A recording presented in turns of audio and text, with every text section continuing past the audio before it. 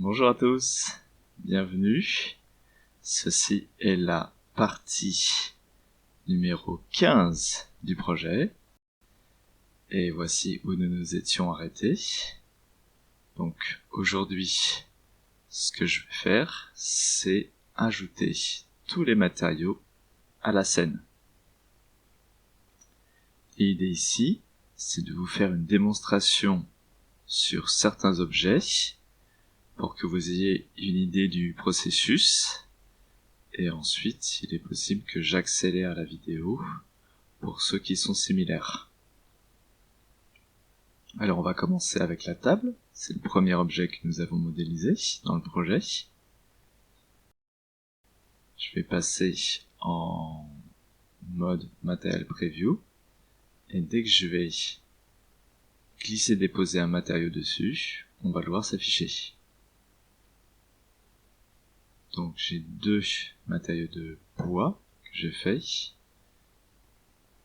Celui-ci est un petit peu moins foncé, mais je vais commencer avec celui-ci pour vous montrer le plus de choses.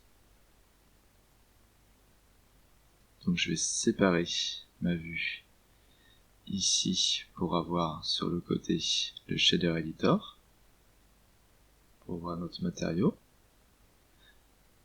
Et la première chose à laquelle on va faire attention, c'est cette partie-là, les coordonnées de texture. Donc on voit bien à quoi cela ressemble pour le moment. Et en ce moment, on utilise les coordonnées de texture objet. Et on a ici un champ objet. Par défaut, quand on n'a rien de sélectionné dans ce champ, cela prend l'origine de l'objet comme référence pour le shader. Ce qu'on peut faire là, c'est ajouter un autre objet qui va nous servir de référence.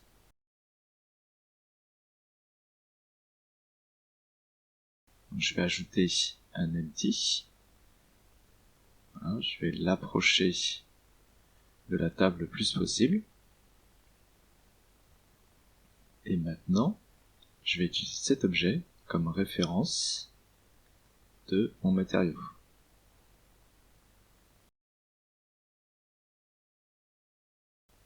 Voilà.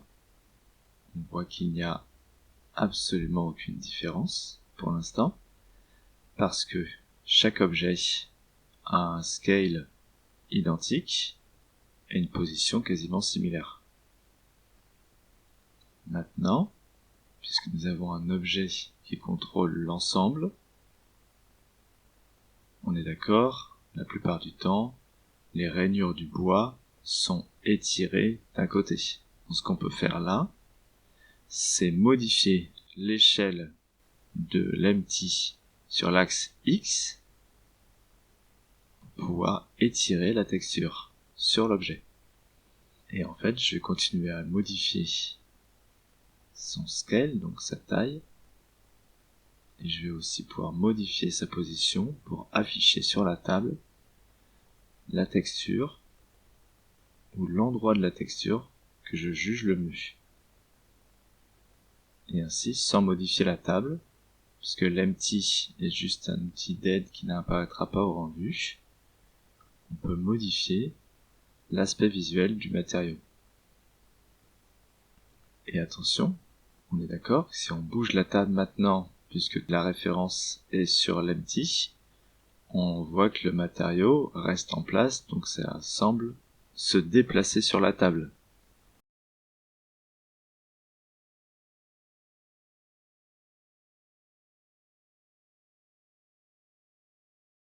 Donc pour cela, je vais sélectionner l'empty et ensuite la table afin qu'elle soit l'objet actif en orange clair, comme ceci.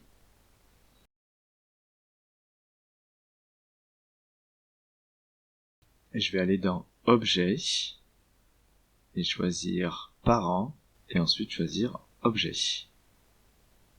Voilà, ainsi, quand la table bouge, l'empty la suit et donc je vais le renommer empty table comme ça, nous n'avons plus le problème de texture qui change sur la table. Et maintenant, j'assume que vous savez maintenant vous servir du node editor et vous savez contrôler vos nodes. Je vais changer directement l'aspect visuel de la table. Donc je vais rendre les rainures foncées un peu plus claires. Voilà, comme ceci.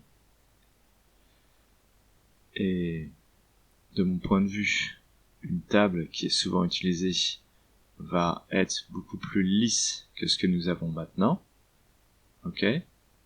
Donc ce que je vais faire, c'est essayer d'aller modifier ce qui contrôle cet aspect du matériau. Donc c'est les nodes bump. Ce que je vais faire, c'est réduire la valeur de strength, ce qui est un peu la force de l'effet.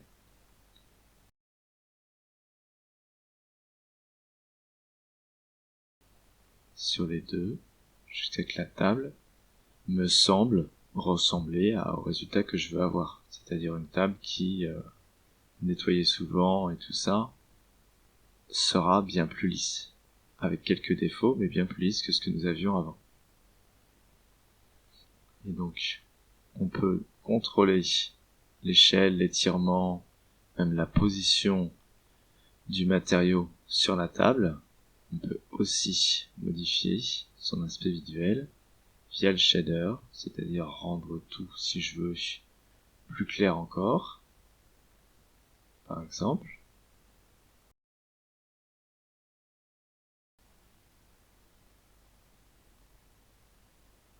Je peux aussi modifier la partie ajout de troisième couleur, qui était plus claire encore.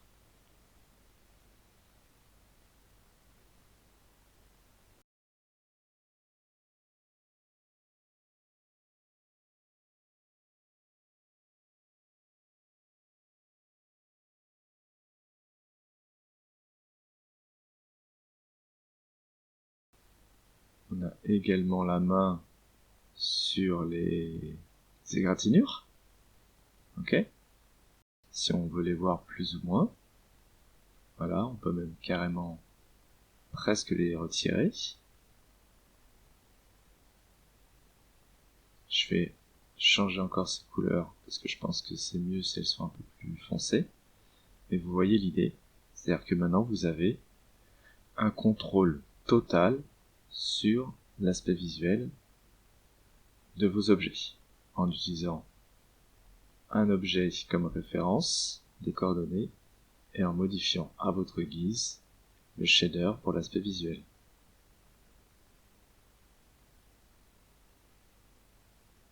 Une chose que je voudrais préciser, c'est que dans l'asset library, on a ici en haut d'autres options. Celle en cours, c'est Happen Reuse Data, et nous avons deux autres options. Link, qui veut dire que les objets dans la scène seront liés aux objets de la bibliothèque, et que chaque modification d'un des deux côtés affectera l'autre. Happen et Reuse Data signifie que si on modifie un objet ou un matériau dans notre scène, cela va modifier localement les objets de la bibliothèque si on ne modifie pas leur nom dans la scène. Si je réutilise ce texture de bois sur un autre objet, il va avoir l'air exactement comme celui qui est sur la table. Et la dernière option, Happen, va faire juste une copie des objets ou des matériaux dans la scène. Donc je vais maintenant changer le nom du matériau pour éviter d'affecter localement celui dans la bibliothèque. Et maintenant, ce que je fais dans ma scène ne va pas affecter les éléments de la bibliothèque avec le mode Happen. Ce que je pense faire à partir de maintenant, c'est avoir très peu de matériaux différents, c'est-à-dire par exemple deux sortes de bois, un pour le mobilier et un peut-être pour le bois utilisé dans les structures de l'atelier. Donc je vais changer le nom de ce bois en wood furniture, furniture qui veut dire mobilier en anglais. Et je vais donc maintenant m'occuper des chaises.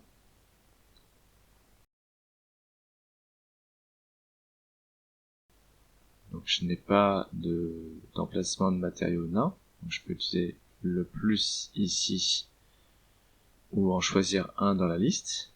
Cela va ajouter un emplacement automatiquement.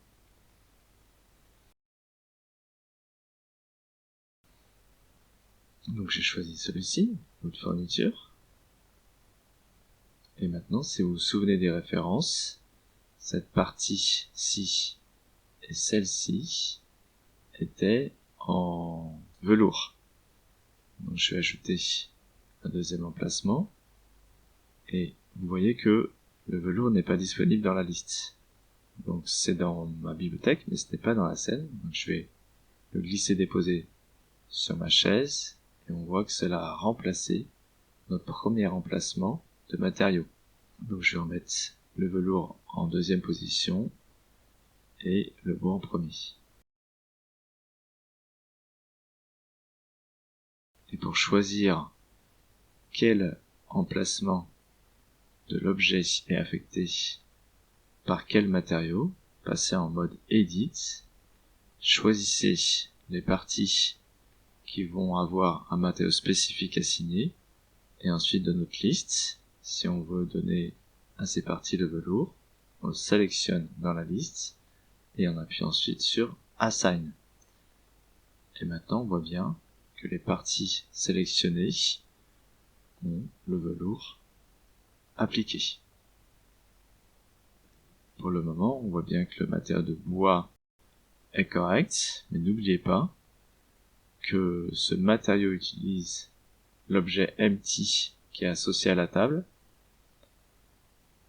Donc c'est quelque chose à laquelle il faut faire attention, parce qu'on pourrait laisser le matériau comme ceci, ou on pourrait en faire une copie en utilisant ce bouton et en utilisant un autre objet comme référence pour les coordonnées de texture. Pour le moment, cela me semble ok, donc je ne vais pas le changer. Mais si on voit que ça convient à toutes les chaises, on le laissera ainsi. Mais sinon, on peut toujours faire comme je vous ai dit, une copie du matériau et utiliser un autre objet comme référence.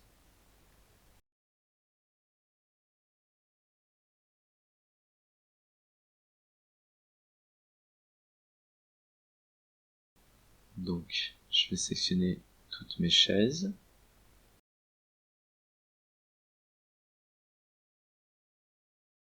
Je vais les mettre en local. Donc, cette chaise a deux matériaux dans la liste. Ok. Si je sélectionne une autre chaise pour lui transférer les matériaux de la chaise qui est déjà correcte, nous aurons bien sûr la liste des deux matériaux ajoutés, mais on n'aura pas la partie qui définit quelle partie de la chaise aura tel ou tel matériau assigné. Donc, ce que je vais faire, c'est sélectionner mes chaises et la chaise en dernier qui deviendra la chaise active, celle où j'ai déjà les matériaux.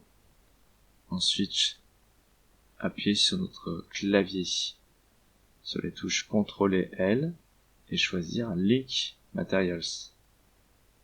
Ainsi, on a transféré les matériaux, la liste des matériaux sur les autres chaises, mais elles sont complètement en bois puisqu'on n'a pas les informations d'assignation des matériaux. Ce qu'on peut faire à partir de maintenant,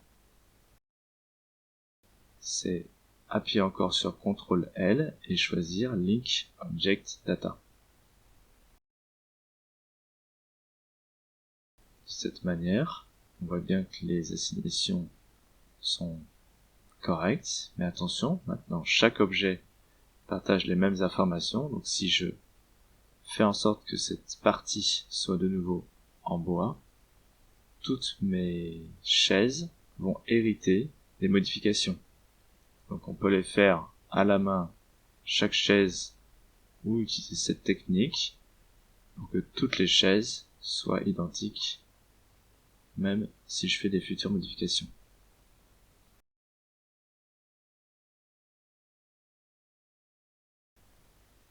Un truc qui est bien quand on pense qu'on utilise un objet comme référence et pas chaque objet, c'est que chaque chaise, à partir de maintenant, a sa partie en bois qui a un aspect différent.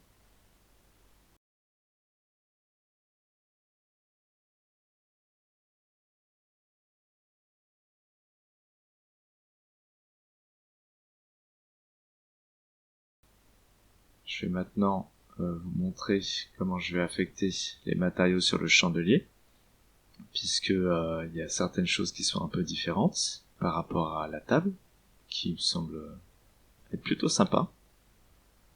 Donc ce que je vais faire pour commencer, c'est glisser et déposer les 4 matériaux qui constituent notre chandelier. Je vais commencer par du métal.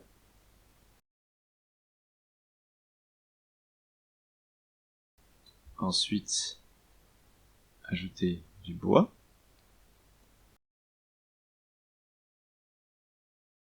Nous avons ensuite le matériau de cire et le matériau pour les mèches. Je vais maintenant les sélectionner correctement dans la liste. Voilà. Donc maintenant je vais assigner chaque matériau à chaque objet. Un petit tuyau au cas où, quand vous sélectionnez un objet en Edit Mode, vous pouvez en sélectionner une partie et ensuite, en appuyant sur CTRL et le bouton plus du pavé numérique de votre clavier, va sélectionner de manière incrémentale toutes les parties de l'objet qui restent, connectées à ce qui est déjà sélectionné.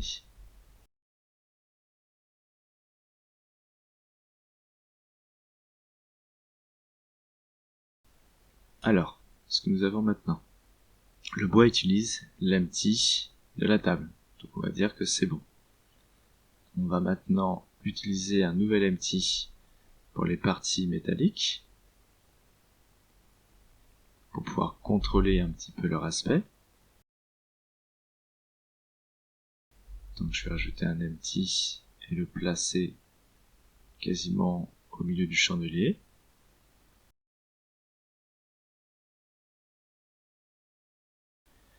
Je vais parenter cet empty au chandelier, comme ce que j'ai fait avec la table, et on peut utiliser le raccourci CTRL-P sur notre clavier. Et maintenant, utilisons notre technique de tout à l'heure pour que notre empty soit l'objet qui est utilisé pour les coordonnées texture. Et maintenant, je peux modifier son aspect jusqu'à avoir quelque chose qui me convient. Et pour le métal, ce que je vais faire, c'est que je vais ajouter maintenant des informations de normal pour pouvoir améliorer un petit peu ce matériau.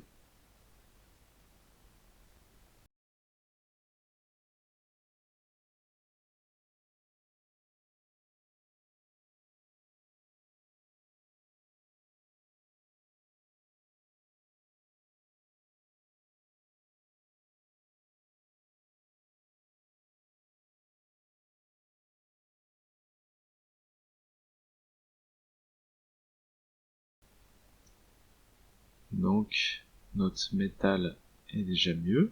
Et maintenant, nous allons passer au matériau de cire. On peut utiliser un empty comme précédemment, mais je vais utiliser quelque chose un petit peu différent. Ce que nous voyons ici, les bougies sont toutes bleues.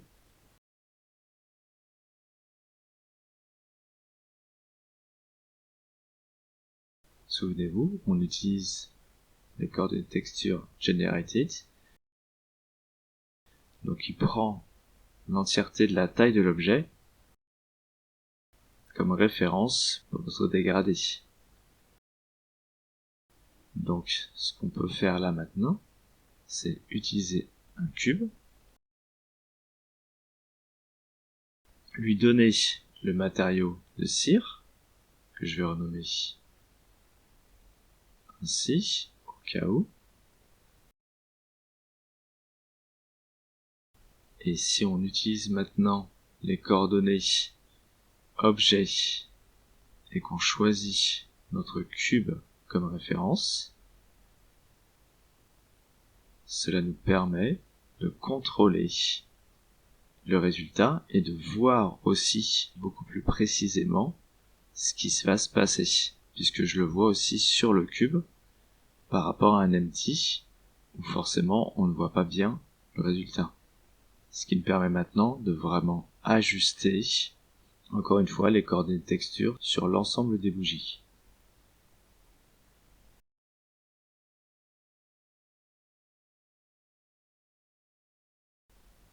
Je vais placer le cube tout en ayant en tête le fait qu'il va sans doute être utilisé pour les mèches, donc être assez haut pour cela. Donc je peux toujours ajuster son échelle si je veux plus ou moins de bleu ou de orange. Et donc, voilà, je vais sélectionner notre matériau de mèche qui s'appelle Wick.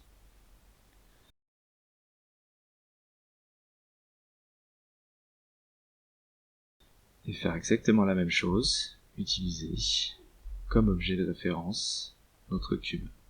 Et on voit bien que les mèches sont correctement texturées. Je vais faire en sorte que ce cube, je vais le renommer d'abord.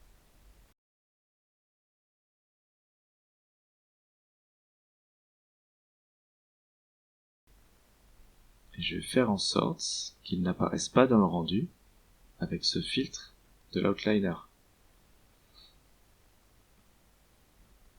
Je vais le masquer et puis le placer dans la collection Helpers.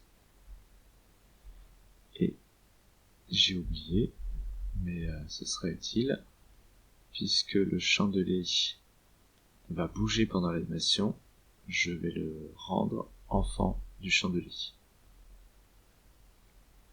Et donc, partant de ce principe, si on bouge le chandelier, on se rend compte qu'il va y avoir un problème, c'est que le bois a une texture qui glisse, on va appeler ça qui glisse. Donc, pour éviter que cela arrive, je vais faire une copie du matériau de bois original, et je vais utiliser un autre empty pour le bois. Et je me rends compte après coup que je pourrais utiliser celui qui est utilisé aussi pour le métal et supprimer la copie. Cela me paraît plutôt correct. Donc je peux laisser ça ainsi. Voilà. Vous avez vu le processus que j'utilise de base pour assigner des matériaux et les modifier en fonction des objets. Donc je vais accélérer la vidéo et comme ça vous pouvez regarder un peu comment je fais sans entrer dans les détails puisque vous les connaissez maintenant.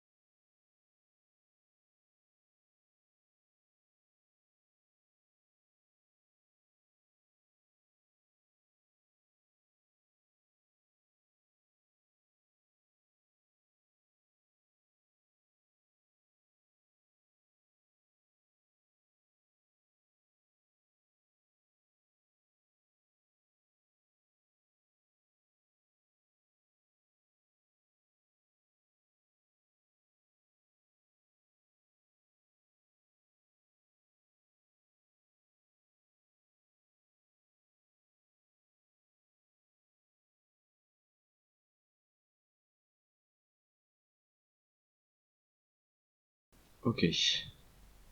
Donc, nous avons texturé tous les objets de la scène, sauf les livres et la plante.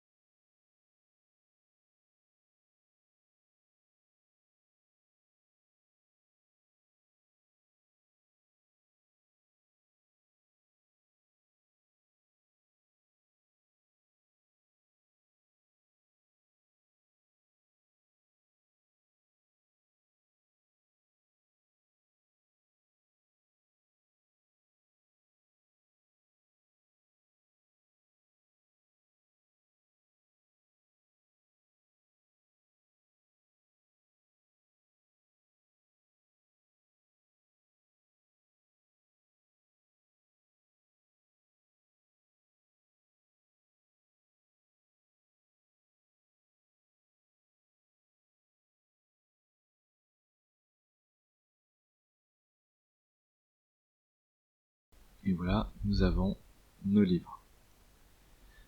Une chose que nous ne voulons pas, c'est que chaque livre soit identique. Donc je vais vous montrer quelque chose de nouveau. On peut utiliser la node qui se trouve dans le groupe input et qui s'appelle object info. Et cette dernière contient un paramètre random, qui veut dire aléatoire. Et cela va nous donner une valeur en sortie entre 0 et 1 au hasard, de manière aléatoire, pour chaque objet. Donc je vais, à la place d'une couleur simple, à cet endroit, ajouter une color ramp à la place. Et je vais commencer par utiliser la même couleur marron et ajouter d'autres couleurs qui correspondront aux autres variations de couleurs.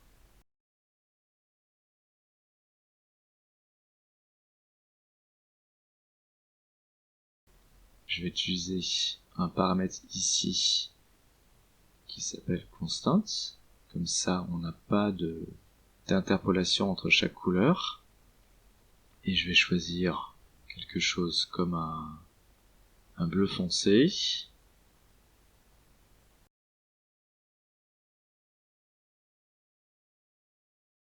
Voilà, un rouge foncé aussi. Voilà. Donc, j'ai ma sortie random qui va ensuite sélectionner au hasard une de ces 4 couleurs. Et cela va remplacer ma couleur principale. Je vais la remplacer donc par le color ramp. Voilà. Et pour la deuxième couleur qui est mixée avec un noise, je vais faire une copie de ma color ramp. Et je vais juste éclaircir légèrement chacune des couleurs qui sont là.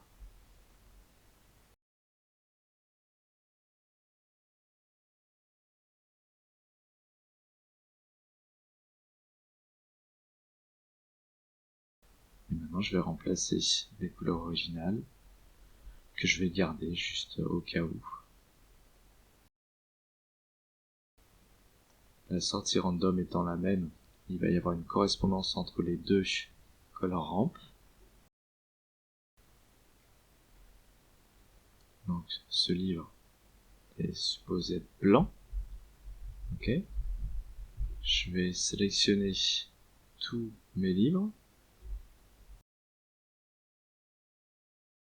Ok. Les isoler. Et puisque l'objet actif c'est celui qui a les matériaux déjà assignés, je vais faire CTRL-L et choisir Link Materials. Et on voit que, de manière totalement aléatoire, les livres ont une couleur différente. Je suis pas sûr de la couleur blanche, donc je pense que je vais la modifier. Je vais choisir quelque chose de vert foncé, je pense.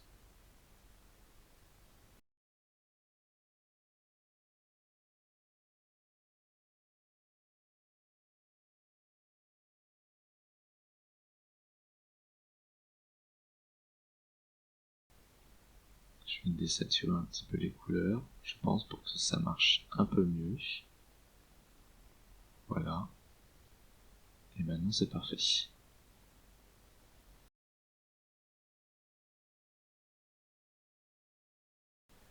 Pour la plante, maintenant, tout est en accéléré, mais j'utilise les mêmes principes que jusqu'à maintenant, c'est-à-dire avoir une texture noise qui va, elle, séparer deux couleurs.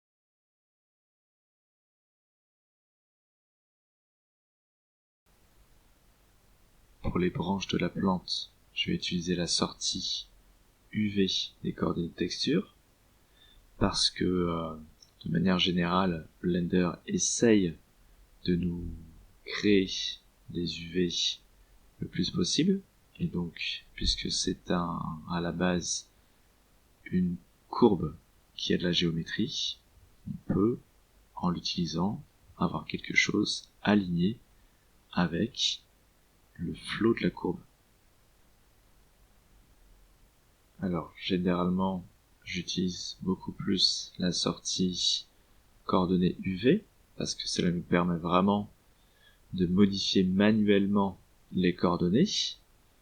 Donc ce que je vais faire, c'est que je vais essayer de pas vous montrer trop de choses, pour éviter de vous surcharger avec les informations, mais je vais devoir quand même vous montrer un petit peu d'UV fait manuellement, malgré tout. Donc, nous avons un dégradé qui est connecté à la sortie UV. Ce que je peux faire à partir de là, c'est qu'en Edit Mode, sélectionner chaque dent. Ok.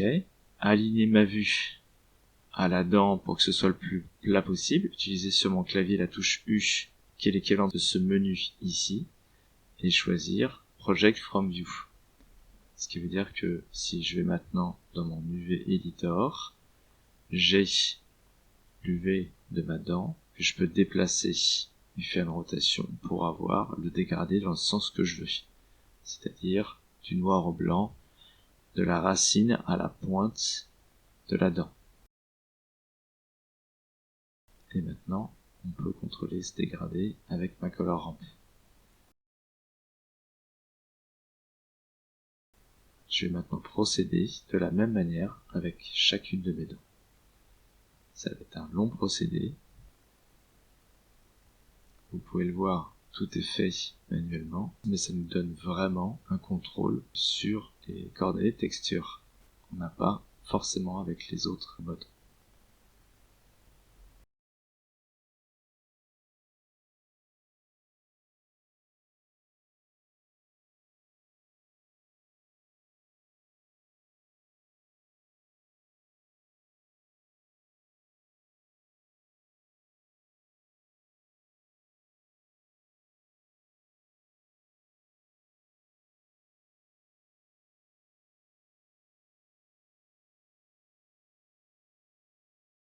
Ici, je vais choisir le type de point à vector pour que cela fonctionne mieux.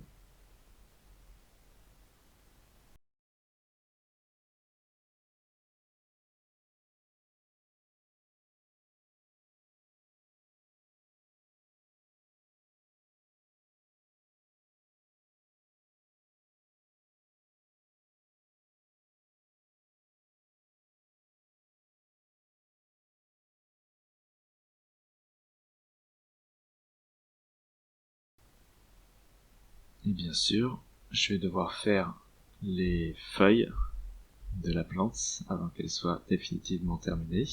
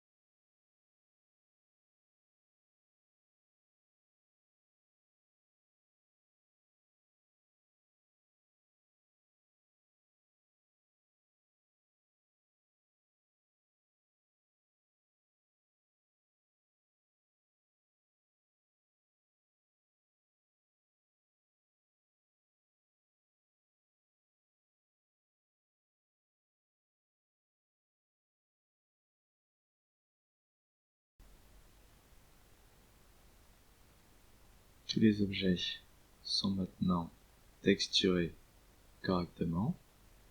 Ce qu'il nous reste à faire, ce sont les objets de la structure, les pierres et aussi la cheminée.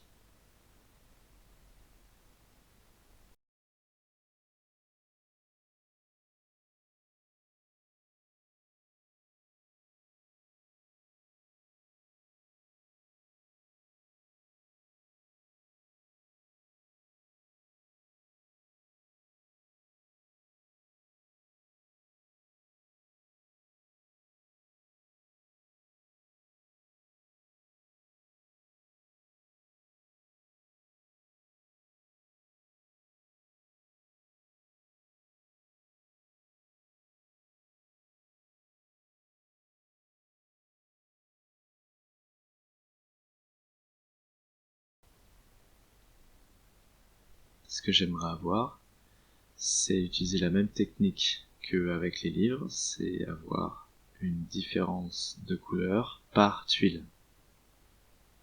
Si on regarde l'apparence de chaque tuile, on se rend compte que finalement elle est identique sur chacune d'entre elles parce que nous utilisons les coordonnées objets.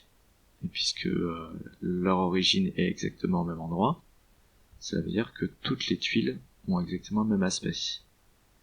Donc, ce que je vais faire, c'est modifier déjà l'origine de chaque tuile pour qu'elle ne soit pas au même endroit, mais au milieu de chaque tuile. Et ensuite, je vais utiliser pour certains paramètres un empty qui lui va conduire les valeurs et ainsi chaque tuile aura maintenant une valeur différente ou un aspect différent.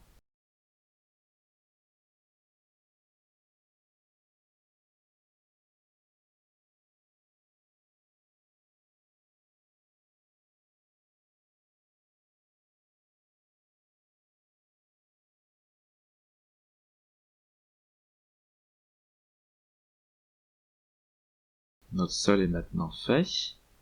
Et maintenant, ce sur quoi je vais travailler, c'est travailler sur les murs. Je veux faire un gradient qui s'arrête au niveau des pierres et qui soit une sorte de crépi ou de, comment on appelle ça, ou un enduit.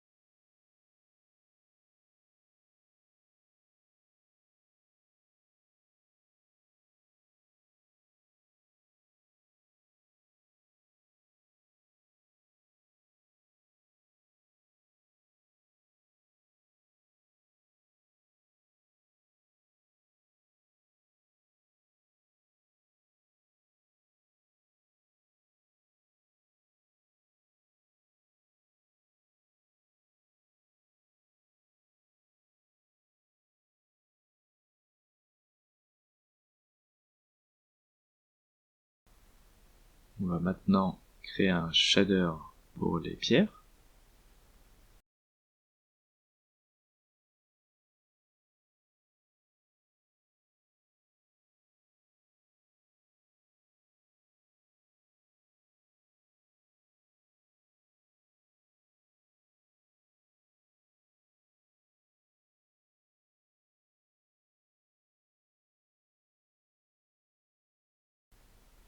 Ce que je vais ajouter sont des sortes de points, des points colorés sur mes pierres pour ajouter de la variété.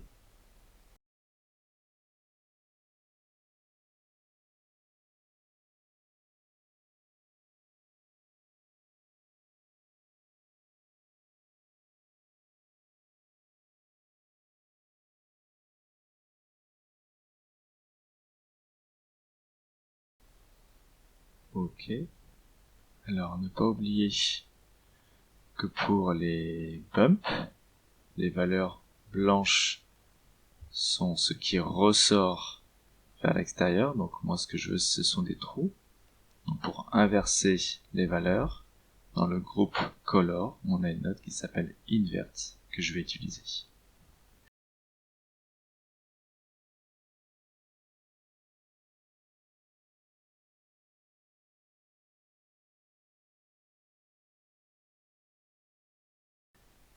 Et maintenant, je pense qu'on est officiellement bon, mais j'ai oublié la cheminée. Donc non, ce n'est pas terminé.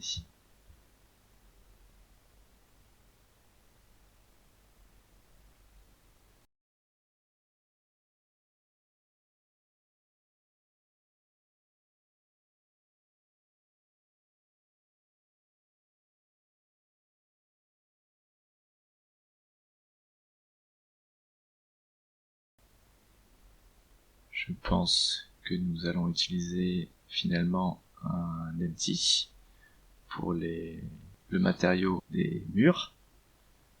Ainsi, je peux aussi l'utiliser pour la cheminée et tous les autres objets concernés. Je pense que ce sera mieux.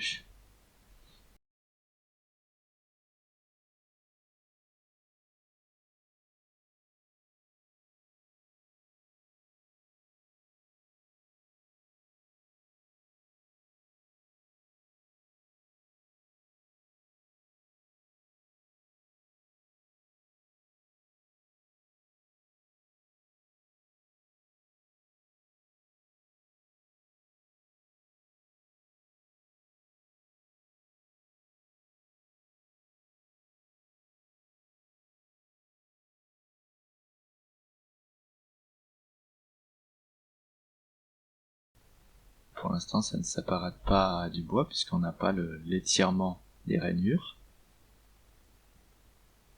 Et pour le coup, je ne vais pas utiliser un empty parce que sinon je devrais en utiliser un pour chaque bout de bois. D'accord ? Donc ce que je vais faire, c'est que je vais utiliser un mapping node en mode vector pour étirer chaque texture noise de ce matériau. Ok, tout a été texturé. L'idée à partir de maintenant serait de se concentrer sur l'éclairage.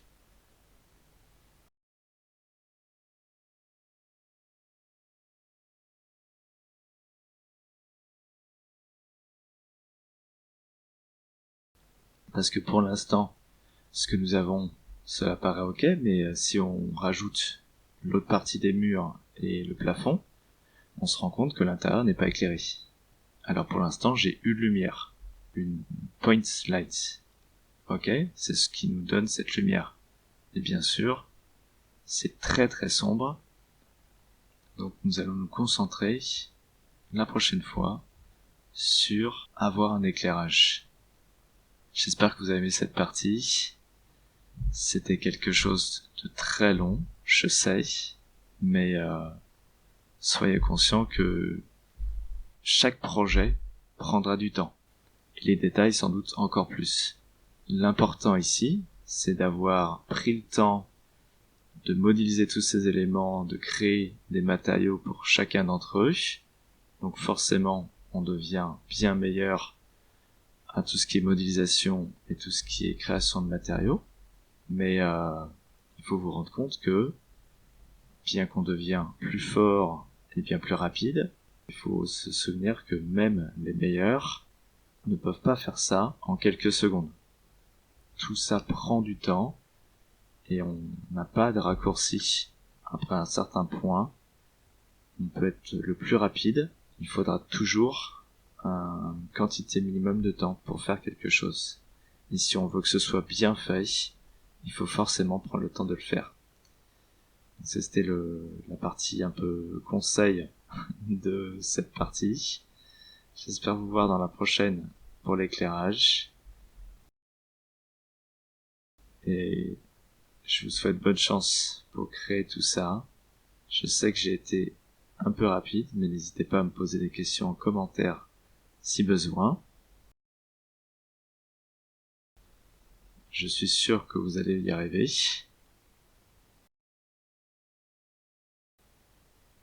Donc, je vous souhaite une bonne soirée, du bon temps, une belle vie, et soyez créatifs. Prenez soin de vous. Bye.